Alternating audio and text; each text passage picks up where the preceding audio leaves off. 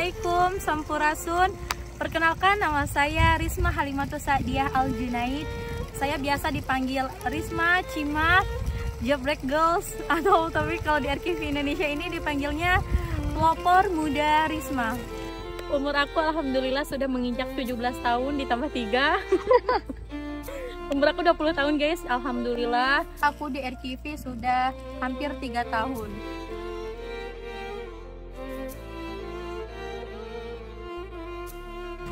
Cita-cita Risma pengen jadi duta besar karena Risma pengen pergi ke luar negeri dan berdakwah di sana.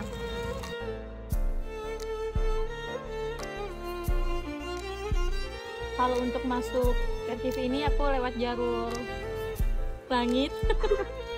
Enggak, karena memang betul aku kan sering doa gitu kan, ya Allah aku pengen ngafal Quran gitu kan, dan alhamdulillah Allah kasih jalan lewat iklan di Instagram. Akhirnya aku daftar lewat jalur beasiswa yatim.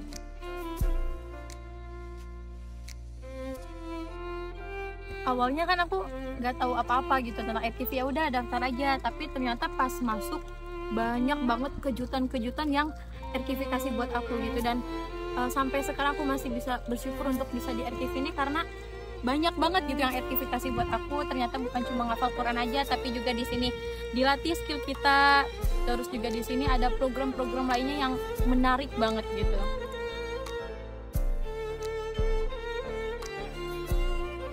Alhamdulillah untuk menyelesaikan setorannya itu 2,5 tahun dari semenjak aku mulai masuk RKV, dan tentunya banyak banget tantangan, ujian, suka duka ketika menghafal Al-Quran gitu.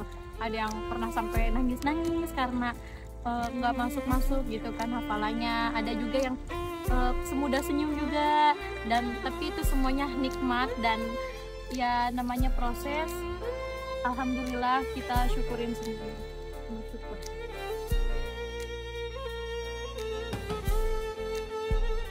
Motivasi aku untuk menghafal Al-Quran itu adalah mama, karena mama aku seorang guru ngaji, dan dari situ mama tuh punya cita-cita, salah satu atau bahkan semuanya dari kelima anaknya itu pengen ada yang hafal Quran, pengen ada yang belajar Al-Quran seperti itu. Jadi awalnya karena mama gitu motivasi aku buat belajar Al-Quran itu.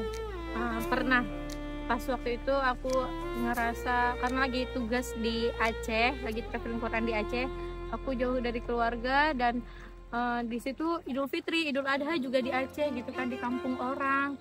Nah di situ aku sempat nangis gitu karena rindu, dan tapi di situ aku kembalikan lagi niat awal aku ke sini untuk menghafal Al-Quran. Dan aku kalau misalkan lagi futur kayak gitu, aku buka lagi Al-Qurannya, terus dilihat terjemahnya, sepertinya pesan apa nih yang bakal Allah sampaikan buat aku ketika aku saat futur gitu. Dan alhamdulillahnya semuanya kayak nyambung gitu, jadi ada jawaban dari Al-Quran itu sendiri. Kalau untuk pernah ya pas waktu itu Risma ngafal juz 13 itu ketika Risma sakit, pokoknya bener-bener ada ngerasain down banget gitu, dan itu hafalan susah masuk gitu, sampai nangis-nangis berhari-hari, dapat 1 halaman aja sampai 3 hari gitu. Tapi itulah nikmatnya menghafal, ketika kita semakin banyak mengulang, ternyata sampai sekarang hafalan itu masih lengket gitu. Jadi sebenarnya tidak ada yang sia-sia dalam menghafal. Kalaupun misalkan itu sulit, itu sebenarnya Allah pengen berlama-lama sama kita.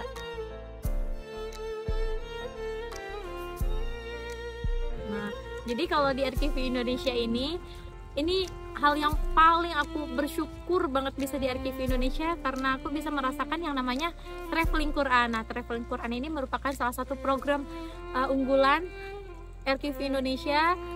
Program traveling Quran ini merupakan program pengiriman guru ngaji ke pelosok, dan di sana kita mengajarkan Al-Quran kepada masyarakat, kepada adik-adik di sana gitu kan. Dan alhamdulillah Risma pernah merasakan 3 kali ke Aceh, dan itu impian Risma ketika umur 14 tahun pengen ke Aceh banget, nggak tahu ya, tapi rupanya Allah kasih jalan mewujudkan, tapi rupanya Allah mewujudkan doa Risma itu melalui RKV. Alhamdulillah juga Risma pernah ke Medan, dan pas waktu itu Risma pernah traveling Quran dari Aceh sampai Bekasi itu lewat jalur darat, dan itu selama 7 hari.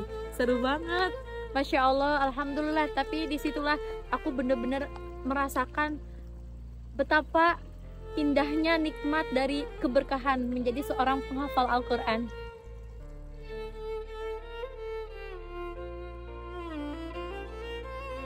Kalau untuk perasaan Risma, sebenarnya pasti setiap tahun itu Risma rindu ya sama ayah, dan sudah hampir 10 tahun ini nggak lebaran bareng gitu kan. Tentunya pasti ada rasa rindu, cuma Risma kembalikan lagi niat awal Risma. Memang Risma saat ini harus belajar gitu, harus bisa berjuang gitu, harus benar-benar bisa jihad di jalan Allah gitu, karena pasti suatu saat nanti bisa berkumpul juga sama keluarga. Kalaupun misalkan nggak di dunia, pasti Allah akan kumpulkan kami di akhirat. Itu yang menjadi motivasi Risma, yang sampai saat ini Risma masih bisa melawan rasa rindu Risma sama ayah, sama keluarga.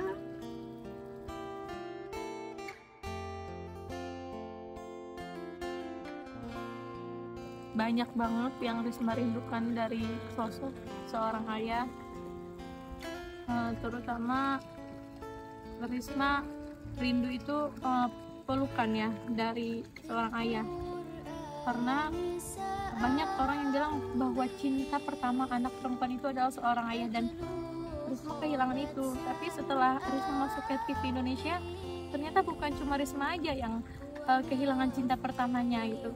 Banyak juga adik-adik kecil di sini yang bahkan usianya lebih muda dari Risma juga merasakan hal yang sama dengan apa yang Risma rasakan. Tapi disitulah Risma belajar buat untuk lebih kuat, lebih mandiri, tidak manja, dan tentunya jadi wanita yang memang bisa mempunyai prinsip dalam hidup. Risma ingin mengatakan terima kasih udah mau merawat Risma, didik Risma selama 10 tahun. Makasih banyak udah sering kasih dukungan sama Risma. Walaupun ayah sekarang udah nggak ada, tapi ayah selalu ada di hati Risma sampai kapanpun.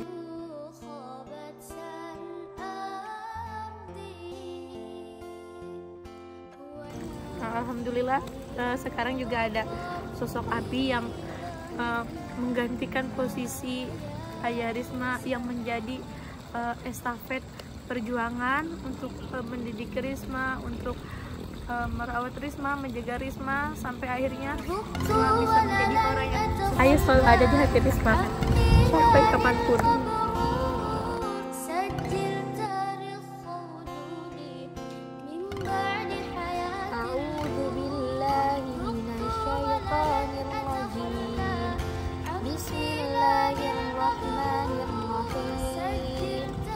يعتذرون إليكم إذا رجعتم إليهم قل لا تعتذروا لن نؤمن لكم قد نبأنا الله من أخباركم وسيرى الله عملكم ورسوله ثم تردون إلى عالم الغيب والشهادات فينبئكم بما كنتم تعملون.